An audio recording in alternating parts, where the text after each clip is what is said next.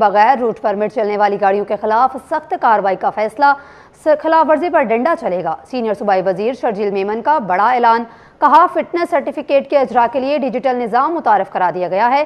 किसी भी गाड़ी को नामुकम्मल दस्तावेजात के साथ चलने की इजाज़त नहीं होगी।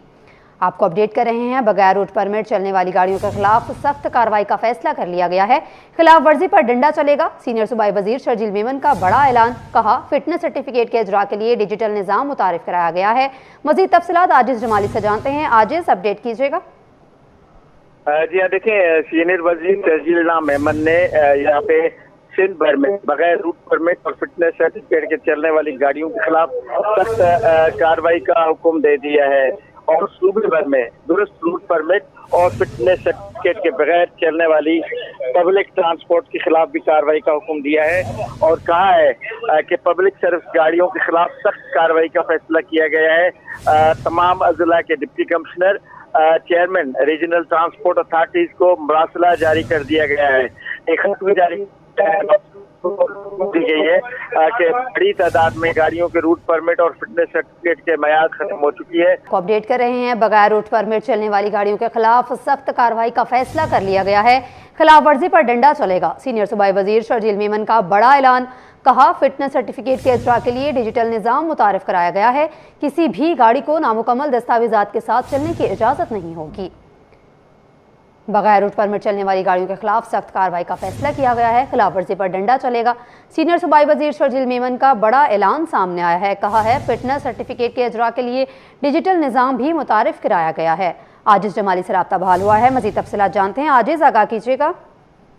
जी हाँ, जैसे कि मैं बता रहा था कि जो ज्यादा किराए देने वाले ट्रक्स हैं उनके खिलाफ भी कार्रवाई का इन्होंने हुक्म दिया है और कहा है कि हुकूमत सिंध ट्रांसपोर्ट को सब्सिडी फराहम कर रही है। ये शर्त आयद की गई थी कि 27 फरवरी 2026 से पहले ही किराए वसूल किए जाएंगे और आवाम की तरफ से मुतअद्दिद शिकायत मौसूल हो रही है कि बाद ट्रांसपोर्टर से ज़ायद किराया वसूल करके शहरियों का इस्तेहसाल कर रहे हैं। इसलिए मुतल्लिका हुकाम को खुसूसी चेकिंग मुहिम शुरू करने की हिदायत कर दी गई है और उनको कहा गया है कि बगैर रूट परमिट के साथ साथ जो ज्यादा किराया लेने वाली गाड़ी हैं उनके खिलाफ भी कार्रवाई की जाए। तमाम पब्लिक सर्विस गाड़ियों को किराया नुमाया तौर पे आवेदन करना चाहिए और ये सिलसिला जो है पूरे सिंध भर में जारी रहेगा। जी आजिज, ये बताइएगा कि डिजिटल सिस्टम में तरीकाकार क्या होगा, किस तरह से रजिस्ट्रेशन होगी?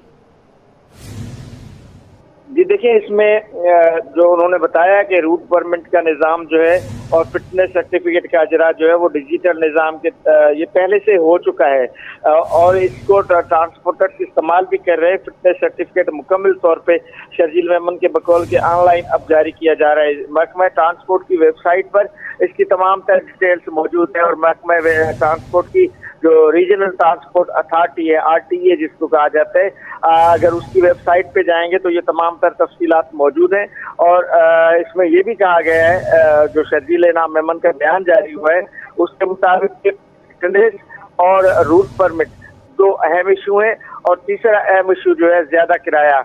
इन तमाम मामलात पे ट्रांसपोर्टर्स के खिलाफ कार्रवाइयाँ की जाएं और गाड़ियों को जब्त भी किया जा सकता है। जी आजिज जमाली अपडेट कर रहे थे। आजिज, आपका शुक्रिया।